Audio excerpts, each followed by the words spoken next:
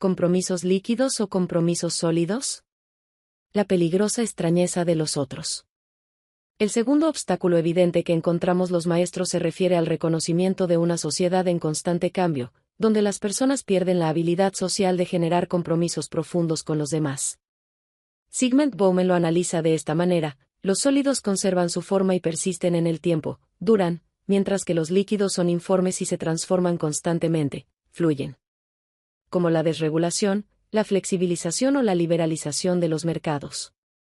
El otro, los otros, las otras, les otras y demás diversidades son tipificadas por desconocidos como extraños, son portadores innatos de incertidumbres.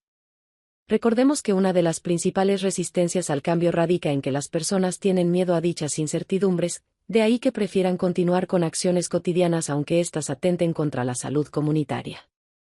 Según un pensamiento opresor, único y manicultural, tal vez la mayor amenaza de todas estas diversidades radica en violentar la clasificación misma que sostiene el orden del espacio social donde se inscribe el mundo. Justamente, para ese tipo de pensamiento autoritario, los extraños irritan, desagradan, desconciertan, porque tienden con su sola presencia a ensombrecer y eclipsar la nitidez de las líneas fronterizas clasificatorias que ordenan el mundo donde vivo y, de este modo, cuestionan de manera radical la presunta comprensión recíproca que el yo tiene con el otro. El extraño, como cuestionador implacable del orden al que ingresa desde tierras diversas, ha sido a menudo estigmatizado como portador de suciedad, puesto que la suciedad es el caos contaminante que el orden existente pretende expulsar, o bien, portador de ambivalencia, ya que ésta los hace irregulares e impredecibles en sus reacciones. No sorprende que en algunos momentos de la historia de la humanidad, instituciones públicas y privadas como los manicomios estuvieran colmadas por todos los diferentes y marginados que tenía el sistema. Es el caso de los marginados sociales que, como categoría o tipificación de una clase de extraño contemporáneo, reciben sobre sí los rasgos sobresalientes de la ambivalencia y la suciedad. A ellos se les atribuye la falta de confiabilidad por lo errático de su rumbo, su laxa moralidad y promiscua sexualidad, su deshonestidad comercial, etc. Dicho de otra manera, los marginados son el punto de reunión de riesgos y temores que acompañan el espacio cognitivo. Son el epítome del caos que el espacio social intenta empeñosamente sustituir por el orden. Los compromisos sólidos con los demás son la base para la construcción de una comunidad. Para que esto se dé, se requiere que las personas no solo sean tolerantes con los otros, sino que se desarrolle un sentimiento de equidad.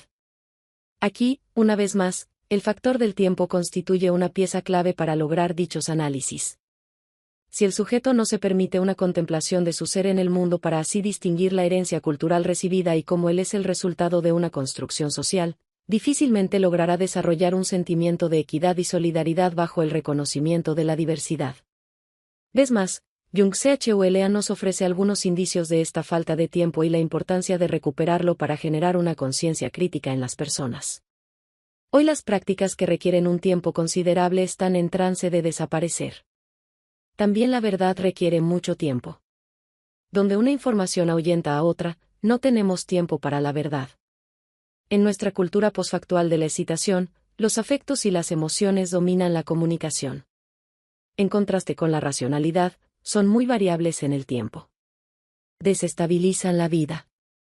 La confianza, las promesas y la responsabilidad también son prácticas que requieren tiempo. Se extienden desde el presente al futuro. Todo lo que estabiliza la vida humana requiere tiempo. La fidelidad, el compromiso y las obligaciones son prácticas asimismo que requieren mucho tiempo. La desintegración de las arquitecturas temporales estabilizadoras, entre las que también se cuentan los rituales, hacen que la vida sea inestable. Para estabilizar la vida, es necesaria otra política del tiempo. Así, el reconocimiento de las diversidades que existen en nuestras comunidades está mediado por el tiempo que les dedicamos para generar un compromiso sólido con ellas. Una vez más, la tolerancia solo encubre un discurso políticamente correcto, pero no genera dinámicas solidarias de reconocimiento en donde no se busque someter una identidad bajo otra o desaparecerla para mayor tranquilidad del monoculturalismo hegemónico. La búsqueda de un compromiso sólido implica construir puentes entre las diferentes subalternidades, entre las distintas diversidades, y así, mediante las estrategias de los otros, resolver los problemas que nos afectan, y de manera inversa, con nuestras estrategias, resolvamos los problemas de ellos. Con base en lo anterior, el mundo se transforma no solo de manera democrática, sino demodiversa. En Salmos al viento, Agustín Goitisolo escribió un poema titulado No sirves para nada, que expresa la existencia de una sociedad que insiste en la idea única de ciudadano y cómo con el paso del tiempo la voz poética se percata de que nada de lo que el sistema le había impuesto se encargaba de lo esencial, el bienestar común. Dice una de sus estrofas, en la calle, en las aulas, odiando y aprendiendo la justicia y sus leyes, me perseguía siempre la triste cantinela, no sirves para nada. Entonces, en el mismo sentido de que mi libertad es más profunda y rica, en virtud de la libertad de los demás, de manera que cuanto mayor es el número de personas libres que me rodean, y cuanto más amplia, profunda y extensa es su libertad, más profunda y amplia será la mía. Pérez Rueda, p. 96. De la misma manera, el bienestar común implica que el sujeto no puede estar bien en lo personal, si los demás se encuentran mal, en un escenario donde los hábitos, Bourdieu, 2003, que el sistema señala como óptimos, en poco se relacionan con el bienestar común que implica el reconocimiento de una demodiversidad en donde no existe ningún peligro en la extrañeza de los otros. Recomendamos que esta sea la segunda reflexión de los maestros que pueda compartirse en los CTI o en las academias escolares, un segundo análisis que dé cuenta del reconocimiento de la diversidad y los compromisos sólidos que se asumen en comunidad. Para ayudarse en esta tarea, pregúntense lo siguiente: 1. ¿Cuánto tiempo dedicas a conocer a tus compañeros de trabajo, madres, padres o tutores de familia y estudiantes? 2. ¿Qué tiempo dedicas para reconocer los saberes comunitarios que forman parte de las herencias culturales de los demás? 3. ¿Qué tanta disposición tienes para entender el mundo por medio de los saberes de los demás? 4. ¿Existe alguna diversidad que no soportes o toleres? 5. Si estuviera en tus manos ayudar a personas que en poco se relacionan con tu comunidad, con tu manera de pensar o entender el mundo, ¿posees la disposición a colaborar con ellos? 6. ¿Estarías dispuesto a abandonar tus ideales, tus principios o tu herencia cultural por la promesa de un futuro mejor que ofrezca mayores riquezas económicas? 7. Para comprometerte con una persona requieres que piense, sienta o entienda el mundo como tú lo haces. ¿Soy un opresor? ¿Soy un oprimido? ¿Existen las clases sociales? Dinámicas de poder y control que se ejercen sobre las personas. En la actualidad, cada vez es más difícil reconocer cómo se ejercen las dinámicas de control y poder sobre las personas. Vivimos en una sociedad de consumo que enajena a los sujetos y los convence de ciertas premisas básicas, como, el tiempo es dinero, se debe ser productivo, el ocio es una actividad negativa, el éxito está al alcance de todos, solo es cuestión de decidirse para que algo suceda, solo es necesario pensar positivo, etc. Desde el pensamiento latinoamericano, Freire 1970 lo describe de una manera más trágica y vivencial, el mito, por ejemplo, de que el orden opresor es un orden de libertad. De que todos son libres para trabajar donde quieren. Si no les agrada el patrón, pueden dejarlo y buscar otro empleo. El mito de que este orden respeta los derechos de la persona humana y que, por lo tanto, es digno de todo aprecio. El mito de que todos pueden llegar a ser empresarios siempre que no sean perezosos y, más aún, el mito de que el hombre que vende por las calles, gritando, dulce de banana y guayaba, es un empresario tanto cuanto lo es el dueño de una gran fábrica. El mito del derecho de todos a la educación cuando, en Latinoamérica, existe un contraste irrisorio entre la totalidad de los estudiantes que se matriculan en las escuelas primarias de cada país y aquellos que logran el acceso a las universidades. El mito de la igualdad de clases cuando el ¿sabe usted con quién está hablando? Es aún una pregunta de nuestros días. El mito del heroísmo de las clases opresoras, como guardianas del orden que encarna la civilización occidental y cristiana, a la cual defienden de la barbarie materialista. El mito de su caridad, de su generosidad, cuando lo que hacen, en cuanto clase, es un mero asistencialismo, que se desdobla en el mito de la falsa ayuda, el cual, a su vez, en el plano de las naciones, mereció una severa crítica de Juan XXIII. El mito de que las élites dominadoras, en el reconocimiento de sus deberes, son las promotoras del pueblo, debiendo éste, en un gesto de gratitud, aceptar su palabra y conformarse con ella. El mito de que la rebelión del pueblo es un pecado en contra de Dios. El mito de la propiedad privada como fundamento del desarrollo de la persona humana, en tanto se considere como personas humanas solo a los opresores. El mito de la dinamicidad de los opresores y el de la pereza y falta de honradez de los oprimidos. El mito de la inferioridad ontológica de estos y el de la superioridad de aquellos, pp. 178 a 79. pero, sin duda, el principio básico que debemos cuestionar es aquel que señala que hoy no existen clases sociales, que el modelo de liberalismo económico generó dinámicas según las cuales todas las personas, como emprendedores y en la búsqueda del bienestar personal, son los dueños de sus destinos, que no existen ya las relaciones del patrón con los trabajadores, sino unas en las que uno mismo es quien se exige lo que cree necesario para competir y ser exitoso. Jung Chul lo describe así: al nuevo tipo de hombre, indefenso y desprotegido frente al exceso de positividad, le falta toda soberanía. El hombre depresivo es aquel animal laborans que se explota a sí mismo, a saber, voluntariamente, sin coacción externa. Él es, al mismo tiempo, verdugo y víctima. El sí mismo en sentido empático es todavía una categoría inmunológica. La depresión se sustrae, sin embargo, de todo sistema inmunológico y se desata en el momento en el que el sujeto de rendimiento ya no puede poder más. Al principio, la depresión consiste en un cansancio del crear y del poder hacer. El lamento del individuo depresivo: nada es posible, solamente puede manifestarse dentro de una sociedad que cree que nada es imposible. No poder más conduce a un destructivo reproche de sí mismo y a la autoagresión. El sujeto de rendimiento se encuentra en guerra consigo mismo y el depresivo es el inválido de esta guerra interiorizada. La depresión es la enfermedad de una sociedad que sufre bajo el exceso de positividad. Refleja aquella humanidad que dirige la guerra contra sí misma. El sujeto de rendimiento está libre de un dominio externo que lo obligue a trabajar o incluso lo explote. Es dueño y soberano de sí mismo. De esta manera, no está sometido a nadie, mejor dicho, solo a sí mismo. En este sentido, se diferencia del sujeto de obediencia. La supresión de un dominio externo no conduce hacia la libertad, más bien hace que libertad y coacción coincidan. Así, el sujeto de rendimiento se abandona a la libertad obligada o a la libre obligación de maximizar el rendimiento. El exceso de trabajo y rendimiento se agudiza y se convierte en autoexplotación. Esta es mucho más eficaz que la explotación por otros, pues va acompañada de un sentimiento de libertad. El explotador es al mismo tiempo el explotado. Víctima y verdugo ya no pueden diferenciarse.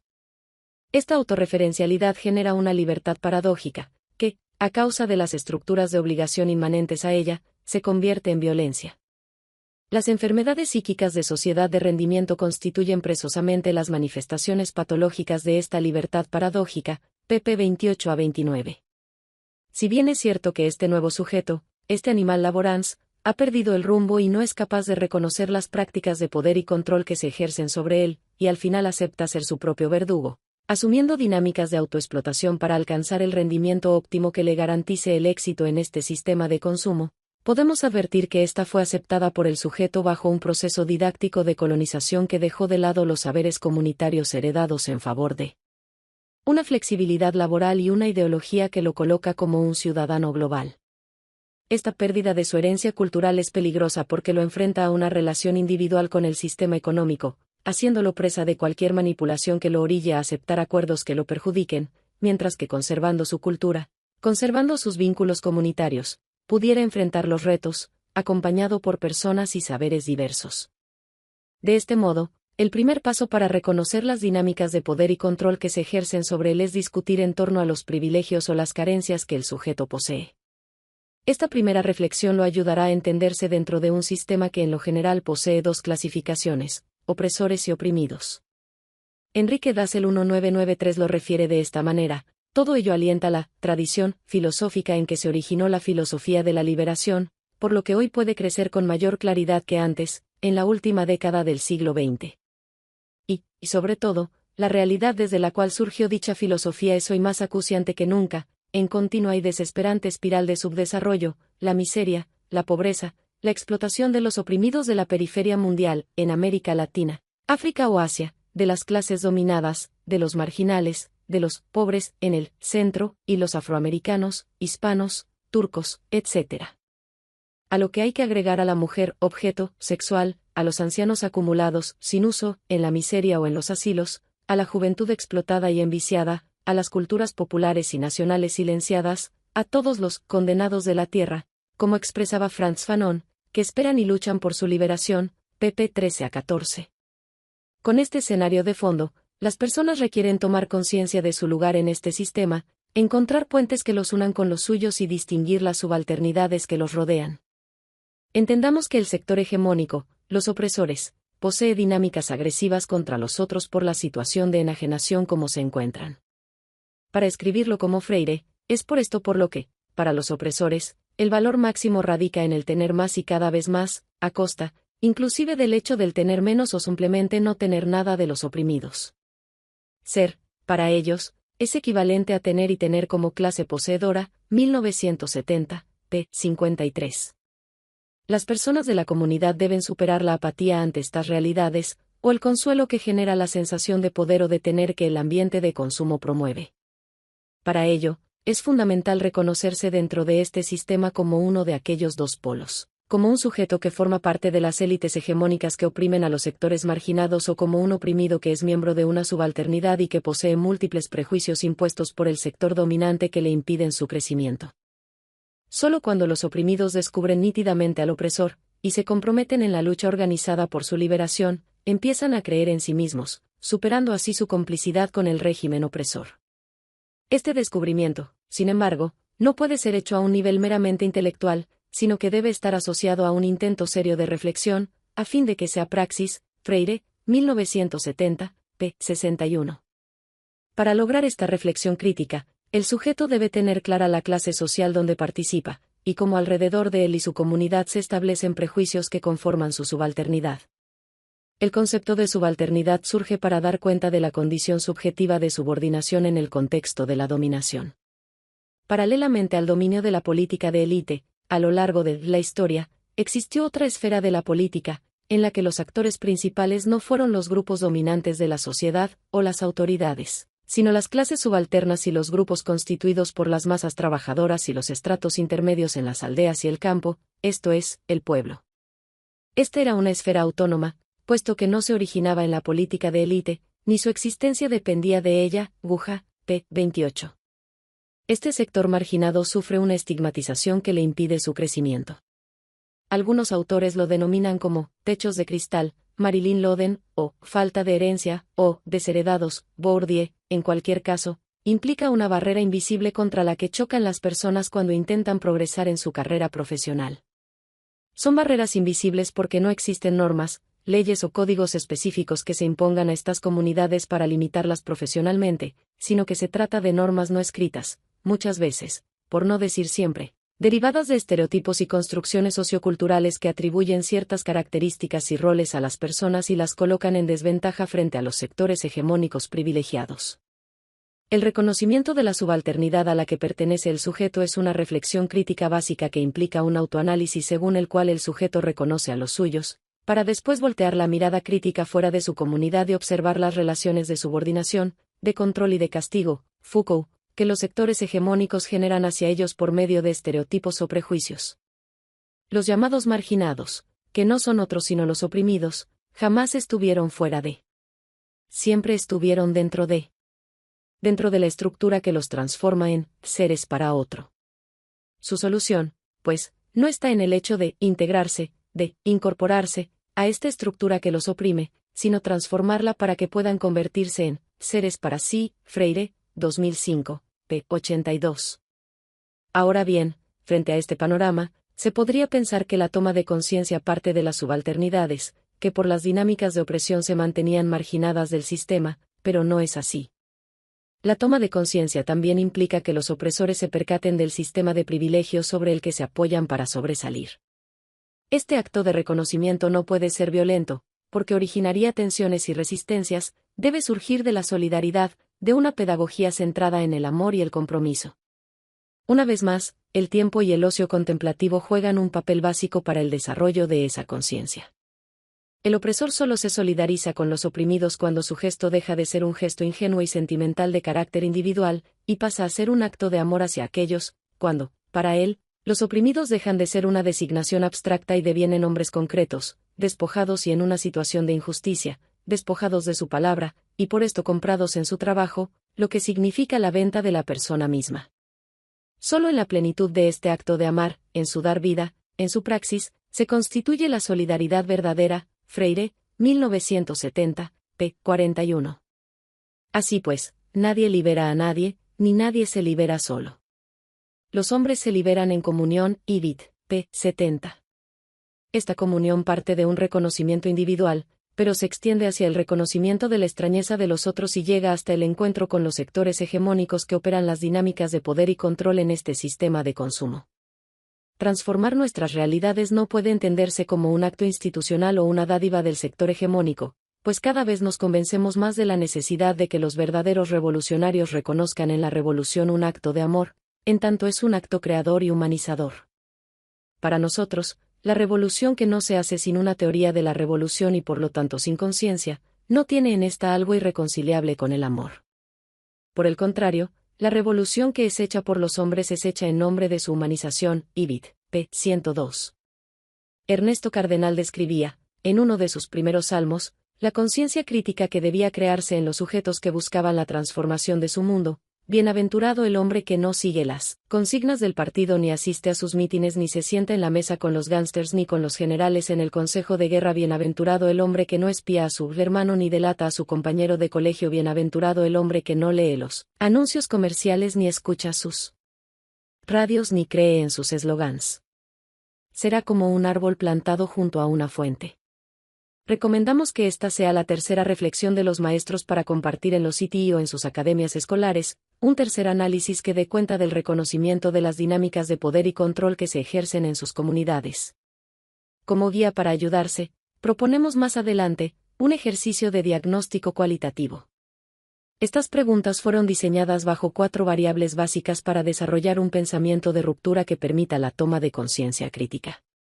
Las 4 variables son, 1. Identidad de clase, es decir, la definición que los sujetos hacen de sí mismos como miembros de una clase que ocupan, junto a otros miembros de esa clase, un rol distintivo en las relaciones productivas. 2. Oposición de clase, es decir, la percepción que los miembros de la clase trabajadora tienen del capitalismo y sus agentes en tanto oponentes a sus intereses de clase. 3. Totalidad de clase o el reconocimiento de que los 2 elementos definidos previamente concretan tanto la situación de uno mismo en la sociedad como la situación de la sociedad en general. Y 4. La concepción de una sociedad alternativa que se puede conseguir a partir de la lucha contra los oponentes de clase. Las preguntas son las siguientes. 1. ¿Reconoces la diferencia entre subalternidades y hegemonías, entre dominados y dominantes, entre oprimidos y opresores? 2. ¿Reconoces la subalternidad a la que pertenece, campesinos, obreros, profesores, mujeres, indígenas, migrantes, etc., y sus particularidades, mujer campesina Mazawa, profesora indígena Totonaca, etc.? 3. ¿Reconoces el sector hegemónico, su discurso dominante y las prácticas opresoras que ejercen violencia sobre los tuyos en su subalternidad? 4. ¿Identificas los mecanismos de violencia que se ejercen sobre las demás subalternidades de la comunidad? 5. ¿Identificas que los privilegios de las personas son una condición heredada por aspectos económicos, culturales o políticos y no el resultado de un sistema meritocrático que premia el esfuerzo? 6. ¿Reconoces que las dificultades, las privaciones económicas, culturales o políticas son consecuencia de la clase social y la subalternidad a la que se pertenece? 7. ¿Reconoces que es posible una sociedad alternativa y que ésta puede conseguirse a partir de la lucha contra los oponentes de clase? 8. ¿Identificas que, para una sociedad alternativa, la honestidad es un valor central, en donde la difusión de noticias falsas o campañas de odio y desprestigio atentan contra la libertad comunitaria?